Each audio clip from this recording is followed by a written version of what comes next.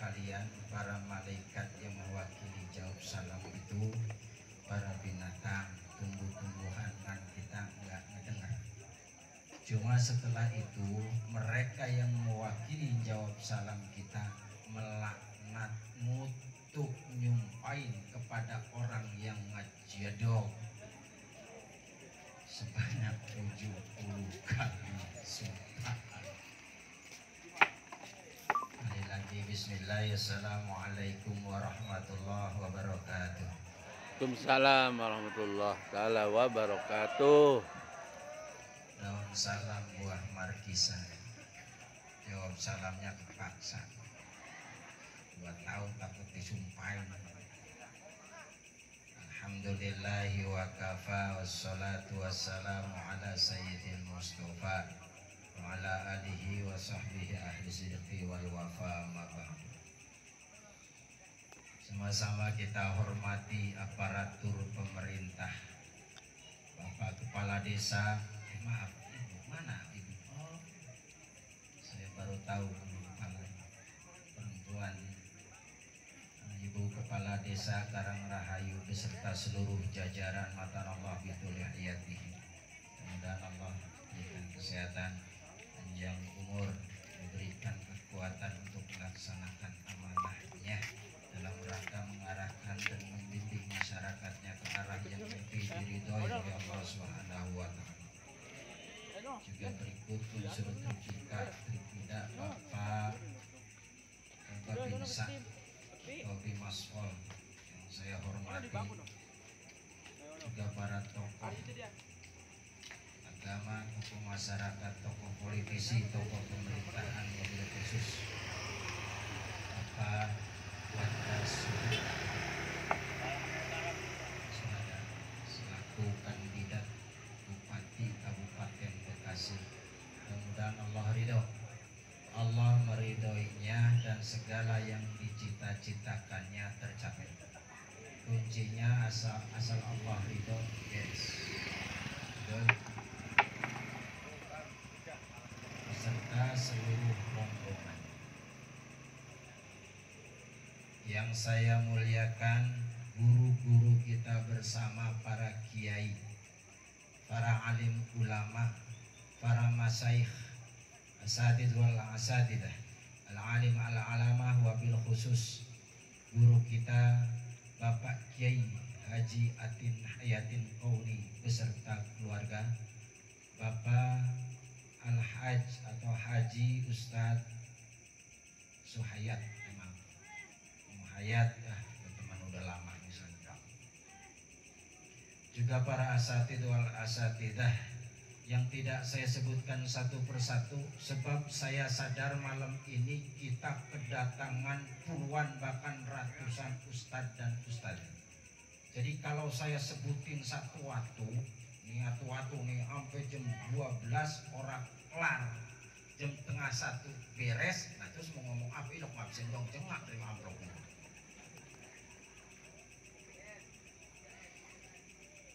Langsung saja bapak-bapak, ibu-ibu, hadirin wal hadirat yang insya Allah kita semua sama-sama dimuliakan oleh Allah Subhanahu wa ta'ala.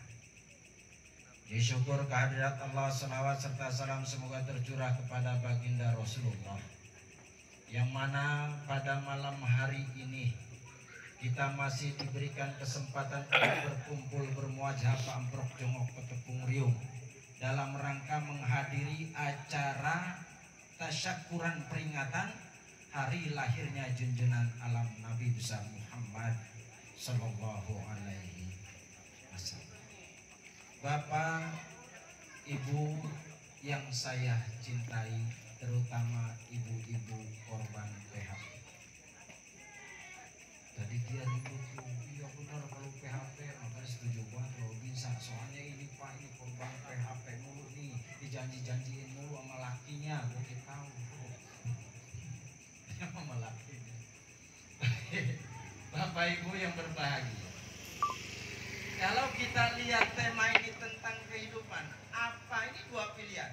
Saya tidak tahu apakah ini au gimana maya, ya tahu saya tidak tahu apakah berarti menyertakan gitu ya. Kita hidup mulia atau mati syahid. Kan begitu pilihannya. Ini asal juga. Serem ya. Bagaimana kalau kita milih mati? Bum. Ya, yang hidup-hidup aja dah. Hidup mulia itu sebetulnya apa? Ada paling tidak itu. Kalau kita berpegang kepada kitab Allah dan sunnah Rasulullah, insya Allah mulia. Ini yang pertama. Taraktu fikum amrayn lan tadillu ma in tamassaktum bihi ma abada. Sunnatullah wa sunnatur Rasul. Pegang satu. Yang kedua, kita bisa mulia hidup itu kalau kita bisa melaksanakan amanah dari Allah Subhanahu wa taala secara adil, secara jujur, secara fair dan fair. Dan yang ketiga, model kita kalau ingin hidup mulia, maka Allah sudah memberikan satu model kisah, model contoh, yaitu laqad kana lakum fi rasulillahi uswatun hasanah. Nah, ini yang kita bahas malam ini. Kalau kita ingin hidup sejahtera bahagia, maka tidak ada pilihan lain kecuali kita mencontoh model kehidupan baginda Rasulullah. Kalau sekarang ada seorang presiden yang adil, yang jujur, maka Rasulullah adalah sebagai proklamator presiden yang adil dan jujur, bahkan bisa mengikat persatuan dan kesatuan saat perpecahan pada saat itu. Kalau ada sekarang anggota masyarakat yang taat akan undang-undang, aturan, hukum, maka Rasulullah adalah anggota masyarakat. Baik undang-undang pemerintah, undang-undang agama, atau undang-undang adat istiadat.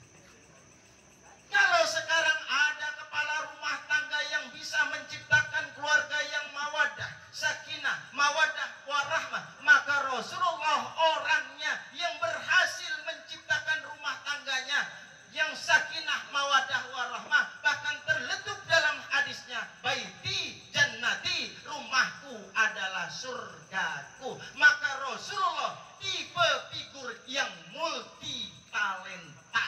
Kalau nenek-nenek bilangnya multi talentan.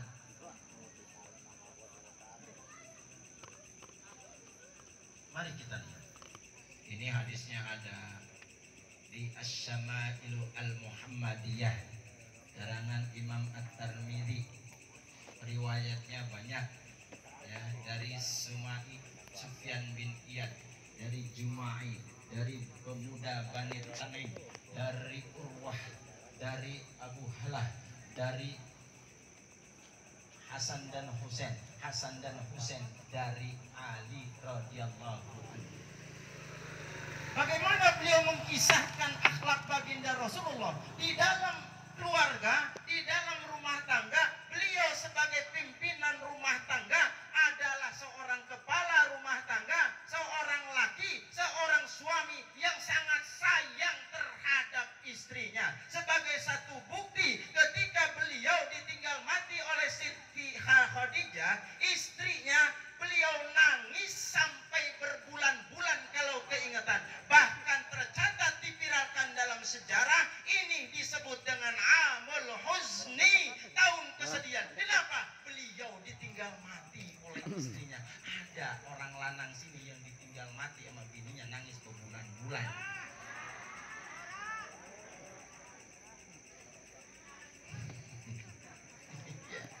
Segituan doang paling gitu. Itu kan nangisnya masih sebelah. Pulang ngerik, murah. Pas begitu ada yang nyelawat dan bawa panci dalamnya beras. Udah demlonan, terus be lagi nangis berhenti. Nyolek TRT. Dia tahu nggak masalah saya itu.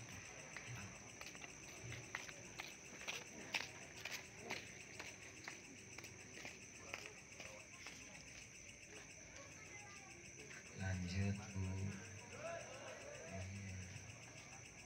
Saya lihat itu pria itu segitunya sampai ada makanan habis ngeliat